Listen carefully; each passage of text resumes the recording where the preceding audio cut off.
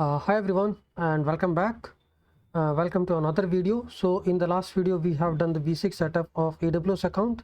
Now in this video I did log in with the root account, and how you can see this is a root account. If you see on the top, this is pointing to the global because the root account does not require region selection. This is a root user, and here we can see overall we have one user and two groups created.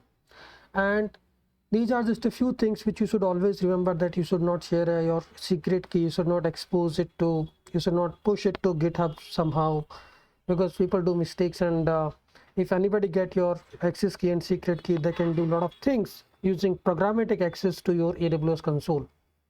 Okay, always provide a least privilege to any other user which you are creating, like give them read-only access or access to a particular service. Don't create them as a AWS administrator. Okay, enable MFA, that is a must for your root account or any other privileged user.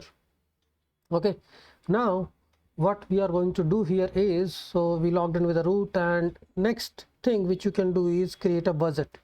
So sometimes what happens is we do a lot of AWS things and we forget to delete or release the resources and we get charged, right? So to avoid all those things, you can create a monthly budget, set a set a target of $10.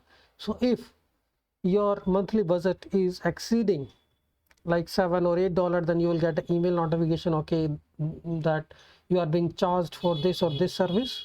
Are you currently using it or what? So you can actually look into this and you can take appropriate action, instead of you are getting a monthly bill of $500 and you are getting you are getting surprised in that case. Okay, how did I get that much bill? I'm not using anything. But you might have started some service and you forgot to turn it off or release the resources.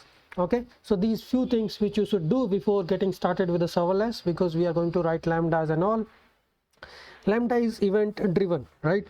It will consume the resources when you are triggering the request from your front end through the API gateway, right? So we have a server based technology and serverless technology. We will go into the difference, what is the basic aspect and why there is a need of serverless architecture when we already have the server based architecture, right? The only difference is when you spin up a EC2 instance, you are going to be charged for the uptime of that instance. If that instance is uptime for n number of hours, you will be charged for it. But when you are writing lambda and you are executing in that environment, you will be charged only for the execution time of that lambda.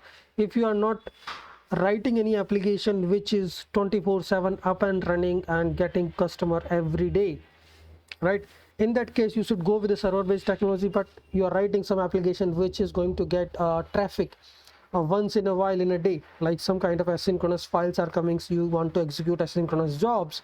In that case you can go with the lambda approach. Okay, so thanks everyone. So we are done with the basic setup.